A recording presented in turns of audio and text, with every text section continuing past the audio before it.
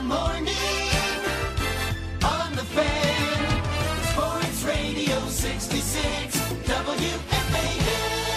No, Joe, what's going on, man? Boy, you guys don't spare any expense when you do something, do you? What are you talking about, When Joe? you run a promotion, you really go about it the right way, huh? You're going to take 50 listeners to Atlantic City to watch you broadcast that hideously tedious sophomore locker room frolic you call a radio program. Well, I've heard of radio stations taking people to concerts, the Super Bowl, to Disney World, but no, not FAN. They're going to stuff 50 listeners into a cattle transport and put them up in a hotel that not only is undergoing renovations, has no f***ing casino. Pinch me, I must be dreaming. This is the vacation of a lifetime. Why didn't you have a contest with the winners to get a round trip on USA to Charleston? 50 lucky stiffs get to stay in Atlantic City, a seaside resort in October, by the way, at a hotel with no casino. it's 100 listeners. 100? Yeah. Oh, what's the matter? They found a little extra money in petty cash? Why don't you just take them to Florida, have them stay at a hotel with no pool? Well, How about a Motel 6 with no beds? Gee, does the trip come with a box lunch?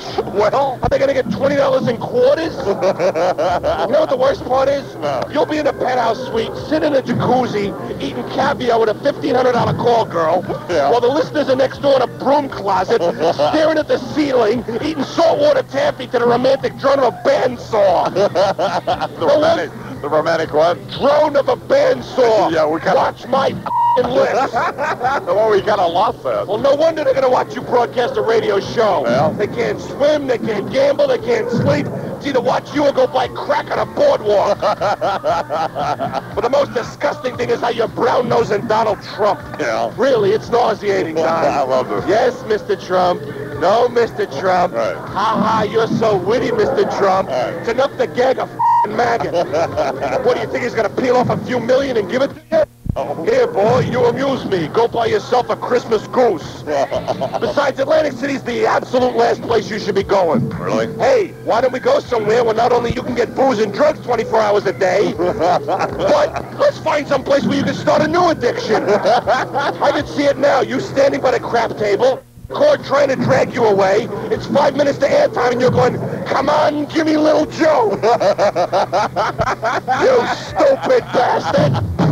Imus in the morning. Spiritual approach to what in the past has been a basically anti-Semitic radio program. That's not true at all. Jeff Schmullian called me up, said, Noah, do for me a favor. You should go enlighten Imus. Right. Tonight at sundown, Donald, we will begin what we call Rosh Hashanah, I know that. the Jewish New Year. Right. We Jews will celebrate the coming of the year 5750. Right. Boy, where does the time go, huh? I can't believe it. I just got used to writing 5749 on my checks. It's a little Jew joke for you. It's a very festive holiday where Jewish families the world over will sit down to traditional meals of roast chicken and dip the challah and apples in honey to symbolize the wish for a sweet new year. This reminds me of the story about Mottle the curd vendor and the boy who ate sand. Once there was a very famous curd vendor named Mottle who was asked by the rabbi to provide the cheese for a very large wedding in Minsky-Pinsk. On the way, Mottle came upon a young boy in peasant clothing who sat by the side of the road shoving handfuls of sand into his mouth. What are you doing, Mottle? Asked the boy eating sand. Eating sand, said the boy eating sand. Why are you eating sand? Asked Mottle. Come with me and I will take you to a festive wedding celebration where you, as my guest, will feast upon simis, latkes, kreplach, and flanken. The boy sat for a moment. No thanks, he said. I'd rather eat sand. And the moral of this story is, That's going to be good. Gezuna Zena Shena Mädel, Gezuna Shiksa Mädel Zena, which means it is much better to cleave unto a herd of oxen than to have your prostate massaged by a sybarite. It loses something in the translation. It loses a lot. Just wanted to ask you to do this. Sure. Why'd you have me read the lotto numbers? You bastard. Imus in the morning. I'm Wilfred Brimley for Quaker Oats. You know, when I was a kid eating Quaker Oats, I never heard of cholesterol. I ate it just because I liked it. But when I grew up, I liked it because I loved it.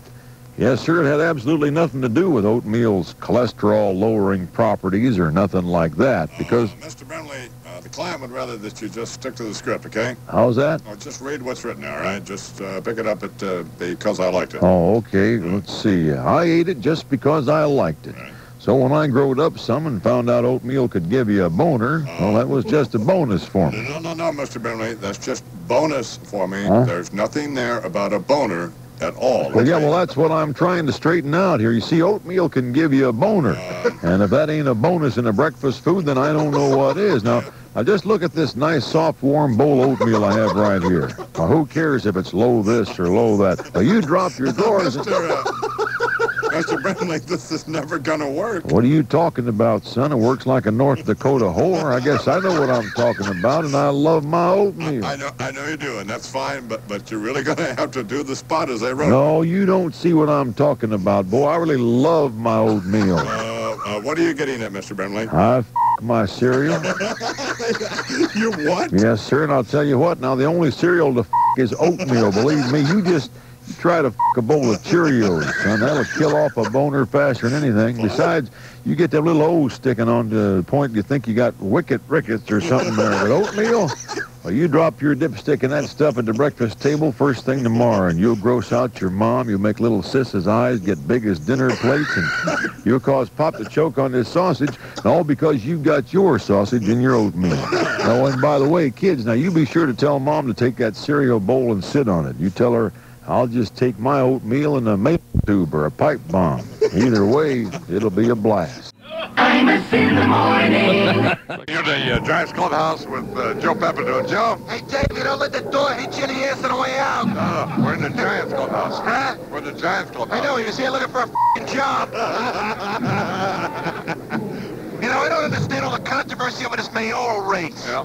They're saying Giuliani's turning the '89 election into a racial issue. Right. Well, New York is a hotbed of racial tension, so why not capitalize on all fear and loathing? What, has politics gotten a conscience all of a sudden? Well- So he put an ad in a Yiddish newspaper calling attention to the fact that Dinkins was black. What, the Jews have developed a fondness for black people all of a sudden? They got no tolerance for any other racial group than the Chinese, and that's only because without the Chinese, Jews would have nowhere to go for dinner on a Saturday night. But both candidates realized they needed a Jew to support them because, let's face it, this ain't Boston, it's New York. He gets Jackie Mason and David gets Koch. Ooh, bad move, fellas. Wrong Jews. Mason ends up alienating the blacks with some racist lines from his hideous nightclub act. Yeah. And Koch's remarks about Jesse Jackson come back to haunt him, so he ain't exactly going to be honorary chairman of the NAACP neither. But now the Catholics ain't crazy about the fact that there's so many Jews, because they're still harboring resentment from 2,000 years ago. Right, yeah. All right, so Dinkins gets Cardinal O'Connor. Good move, because the Catholic Church and Dinkins have a lot in common. Like neither of them pay taxes. But now the Jews are bent out of shape because the Catholics dragged their feet getting the nuns out of Auschwitz. So who's going to be next? Leona Helmsley? She's Jewish, she don't pay taxes, but she's a woman. And let's face it, since when has anyone bought something endorsed by a woman except soap powder? No matter who's supporting who, somebody's going to get alienated. There's just no escaping prejudice when it comes to politics. If you say that race, creed, and color have nothing to do with the way people vote, that's saying that the bathing suit competition has no bearing on who's going to win the Miss America pageant. You're on a roller, And Joe. you know and I know that they could have a woman who was a humanitarian Rhodes Scholar who baked cookies for orphans while she discovered a cure for cancer and played Chopin on the violin with her feet. And you know who'd win? The bimbo with the big And that's what it's come down to. New Yorkers are going to vote for the candidate with the big So it's a shame Bill Parcells ain't running. He'd be a shoo-in. You know how to take the racial tension out of the mayoral race and unify the city again? No. Get a Pakistani candidate to run. Everybody hates the f***ing towel heads. Get a camel jockey named Habib and have him run against a candidate that has something for everybody. Like Sammy Davis Jr. He's black for the Afro-Americans. He's a Jew for the Hebrew contingent. He knows Frank Sinatra, so the Catholics are happy. He's not a woman, and he's only got one eye, so there's your handicap vote right there. He's eminently qualified to be a politician. He's insincere and totally full of shit. That stupid bastard. Imus in the morning. Hotel in the bar with a champ. Champ, don't do that. Why? But because it makes people sick. No, you made me sick. That's why I have to do that. I was fine till you came in, and all of a sudden my stomach didn't feel good. Well, Made me burp. I'm not drinking no more, Mr. Chunk, because I'm training. what's that in front of you there? It's a Coca-Cola with just a little bit of rum in it. How much rum do you think's in it? Oh, I know, it's a quart. One of them big old liter bottles. Yeah. But it's 151 rum, so that'll make no difference. I get ready for my fight with Jerry Cooney. I'm gonna kick his ass. No. George Foreman's fighting Jerry Cooney. You're not fighting Jerry Cooney. Oh, not in the ring. My mom take his ass outside and kick him. Oh, okay. He gonna be easy too, cause he a lesbian. He's a what? He a lesbian. I know he's a lesbian big fonder. And he's what? His Peter, with genitalia. Oh, okay. He fool. That mean he uncomfortable with it. And you know what else? He like women. So if you like women, you uncomfortable with the male genitalia, that mean you a lesbian.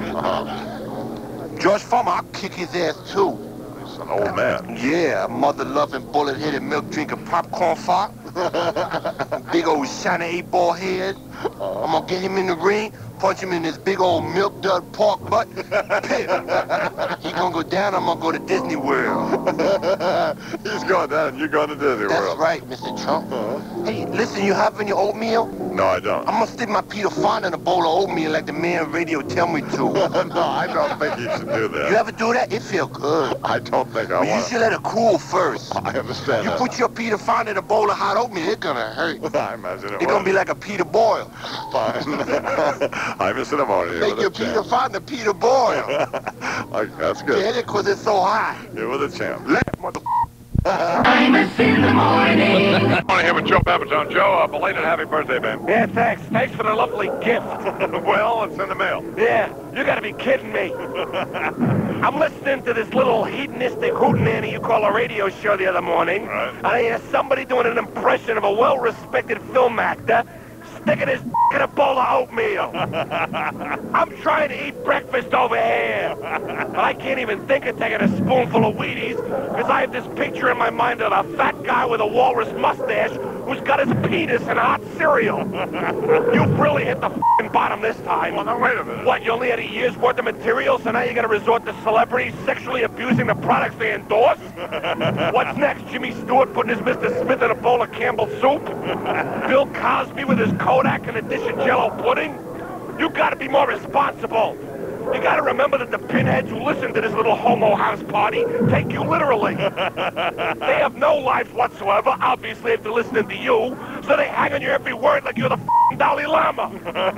So when you talk about creaming in your cream of wheat, they walk over to the cupboard like they're in a f***ing trance, and they do it. Think of the hundreds of emergency rooms across the country where people are walking in with third-degree burns on their f***ers. But hey, you just may have started a brand new craze. Oh, yeah. It used to be you'd have to take a babe out to dinner before you porked her, but now, dinner. Literally. Forget about porking the babe. Pork your pork chop. You know what the sick part about all this is? I know you actually do it yourself. I don't know. Wait a Right minute. there on the kitchen table. There you are, taking the temperature of a bowl of oatmeal with your But no, that ain't sick enough for you. You probably turn the box around so the old Quaker guy in the front can watch. So what other foodstuffs do you have carnal knowledge of, huh? Well, now, wait a You're minute. talking an awful lot about cream-ed pasta. Tell me you're not sticking little Imus in a big cow in the fallen guidi. Go ahead, deny it. All those long, warm, slippery noodles wrapped around your, Joe. I gotta go grocery shopping. Imus in the morning. Oh, here he is. Well, what did Cardinal O'Connor do last night? Do you happen to know, Bernard? Step on over here, Cardinal. What in the hell is this now? Don't worry about what the Cardinal did, Machines. What in the hell were you doing? I don't think You, Russo, and Harvey Feinstein celebrating San Francisco Giant victory, is it? That's why you're tired this morning. Well, Pick it up here, too, boy. Cardinal O'Connor, over from the Archdiocese of New York to give us a lot of numbers, and I guess you're pretty excited about going out to see the Stones tonight, huh? Oh, bejesus, Mr. Moore, it's the highlight of my life, I'll tell you that. I want to give you some money, Cardinal O'Connor. I got ordained, that was one highlight. Now going to see the Stones, that's the next one. Imus in the morning.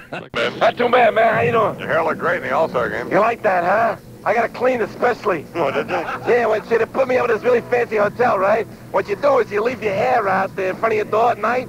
In the morning, you wake up, there it is. It's cleaned, it's pressed, it's on a hanger. Fine. Wood hanger, too. They don't use any of that metal stuff. That's a class hotel. So what's up, Joe? This is the summer every old bastard decides to go back on tour, huh? What are you talking about? The Who, the Monkees, the Rolling Stones, Ringo. What's next? KC and the Sunshine Band? What is this, the rock of old ages? These guys are sitting around going, hey, we better get back on the road, man, before another one of us croaks. You know, bring back the 60s, man, means the decade, not some old bastard who's 60 years old. I mean, do they think they'll actually make money from this? I don't know about you, but I'm not about to plunk down 20 bucks to see some 50-year-old guy in stretch pants wiggling his ass for an hour and 45 minutes. I guess they figure it works for the Beach Boys, who by now should be called the Beach Men. Come on, guys, you're collecting Social Security. It's hard to believe you singing Little Boo's Coop. You know who's the worst? No. Mick Jagger. Yeah. Now, he wasn't all that good looking when he was... Now, he's up there doing Brown Sugar, and I'm thinking, when did Betty Davis start singing with the Stones? I mean, it's like if Pete Franklin wore a headband and fringe jacket and did Stairway to Heaven. Now, this all started last year when the Monkees went back on tour. Well, 3 of them. Yeah. I mean, I gotta understand that. I mean, you're a monkey. What kind of future you have in this business? Let's face it, you're never gonna see a dinner theater production of Midsummer Night's Dream starring Davy Jones, Peter Tork, and Mickey Dolenz. No, you're not. But now Mike Nesmith has decided to go back out with him. What happened? He ran out of whiteout? It just doesn't do any good for the rock and roll image to have these old farts wheeling around stage again. I wonder if a lot of people know that his mother invented whiteout. Oh, I don't know, but why didn't you bring the bit to a f***ing screaming halt to explain it to the stupid bastards in your audience? Well, I just wondered if everybody knows that. Jesus, I mean, do they have a clip notes for this f***ing show or what? All right, Mike Nesmith's mother invented whiteout. He was a f***ing millionaire. Now he doesn't have a pot to piss in, and he has to go back on the road and sing Pleasant Valley f***ing Sunday. Oh, it's picking up, eh? Huh? Picking up. Oh, no, it's over now. You think I'm going to follow that kiss my Imus in the morning. Program, Arnold Schwarzenegger. What brings you to the Kaufman Astoria Studios? Well, you know, we're very big fans of you. Maria and myself. Right. Every morning now, she throws up from the morning sickness. Then we turn on the radio show, we both throw up. Oh, thank you. But it's an honor to be here with you. Maria's in very good shape, don't you think, for being pregnant? Well, yeah. Oh, you know why that is? Because I have an exercise program. Uh-huh. I have carry the refrigerator up and down the stairs 4 or 5 times. Then I let her rest for a minute, then I have her do it again, only this time with me in it. Right. It's beautiful, it's fantastic. Her breasts aren't sagging. She looks wonderful. Uh-huh. It's great with sharing a pregnancy, you know, but it's good, it's fantastic having a baby, but the doctor says we can't have sex now till 3 months after the baby's born. Right. The kid's not even here yet, already I don't like him. I'm a big guy, I have big needs. Right. But now I'm spending most of my time in the shower doing the clean and jerk. Uh-huh.